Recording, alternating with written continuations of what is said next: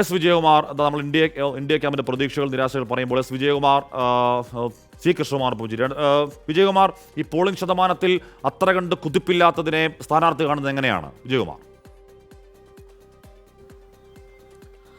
ഹാഷ്മി, അതാണ് പോളിംഗ് ശതമാനം 2021 എത്തുമോ എന്നൊരു സംശയം ഇപ്പോൾ പല കേന്ദ്രങ്ങളും ഉന്നയിക്കുന്നുണ്ട്. ഉച്ചവരെയുള്ള കണക്ക് നോക്കുമ്പോൾ കുറച്ച് കുറഞ്ഞിട്ടുണ്ട്. എന്താണ് ഇക്കാര്യത്തിൽ സംഭവിക്കുന്നത് എന്നതിന്റെ പരിശോധന നടക്കുന്നതേ ഉള്ളൂ. ഈ ഘട്ടത്തിലാണ് BJP സ്ഥാനാർത്ഥി NDA സ്ഥാനാർത്ഥി ശ്രീ കൃഷ്ണകുമാർ നമ്മളോടൊപ്പം ചേരുന്നത്.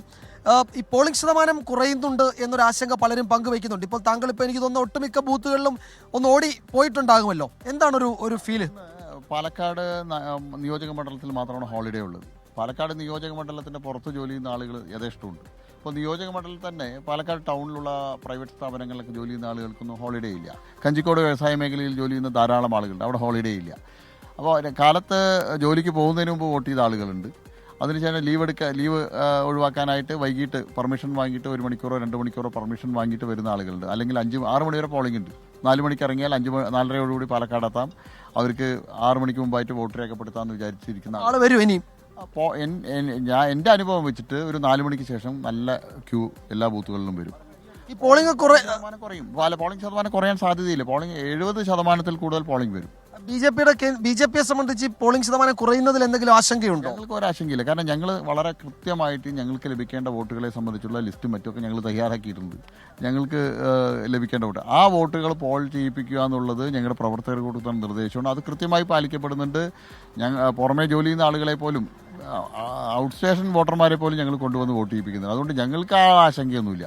ഞങ്ങൾ പോളിംഗ് പെർസെൻറ്റേജ് കുറഞ്ഞാലും കൂടിയാലും ഞങ്ങൾക്ക് അങ്ങനെ ഒരു ആശങ്കയൊന്നും കുറഞ്ഞാലും BJPയെ സംബന്ധിച്ച് ടെൻഷനില്ല. ഞങ്ങളുടെ വോട്ടുകൾ ഞങ്ങൾ കൃത്യമായിട്ട് പോൾ ചെയ്യും.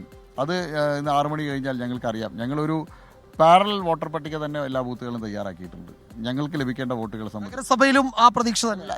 എല്ലാ 180 ബൂത്തുകളിലും ഞങ്ങൾക്ക് സമാന്തര വോട്ടർ പട്ടികയെ ഞങ്ങൾ തയ്യാറാക്കിയിട്ടുണ്ട്. ഞങ്ങൾക്ക് ലഭിക്കേണ്ട വോട്ടുകളെ സംബന്ധിച്ച്, സാധ്യതയുള്ള വോട്ടുകളെ സംബന്ധിച്ച് അത് പോൾ ചെയ്യിപ്പിക്കലാണ് ഞങ്ങളുടെ ഒന്നാമത്തെ ലക്ഷ്യം.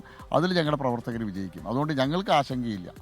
ഞങ്ങൾക്ക് പോൾ ചെയ്യേണ്ട വോട്ടുകൾ യഥാർത്ഥത്തിൽ പോൾ ചെയ്യപ്പെടാതെ പോകുന്നുണ്ടെങ്കിൽ മാത്രമേ ഞങ്ങൾക്ക് ആശങ്കയുള്ളൂ. അത് ടോട്ടൽ പോളിങ്ങിനെ സംബന്ധിച്ച് ഞങ്ങൾക്ക് വലിയ ടെൻഷൻ തോന്നുന്നില്ല. അതാണ് ഹാഷ്മി, NDA ക്യാമ്പിന് ടെൻഷനൊന്നുമില്ല.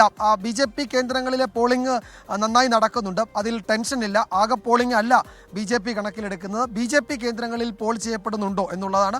ഉച്ചവരെ അതിൽ ഒരു കുഴപ്പവുമില്ല എന്നാണ് കൃഷ്ണകുമാർ ഇപ്പോൾ ഈ പറയുന്ന 2:30-ക്കും പറയുന്നത്. നമ്മൾ ഈ നിൽക്കുന്ന ബൂത്തിലേക്ക് അല്പസമയത്തിനകം LDF സ്ഥാനാർത്ഥി ഡോക്ടർ P സരീൻ വോട്ട് രേഖപ്പെടുത്താൻ എത്തുന്നുണ്ട്. രാവിലെ അദ്ദേഹം വന്ന് ക്യൂവിൽ നിന്ന് പോയതാണ്.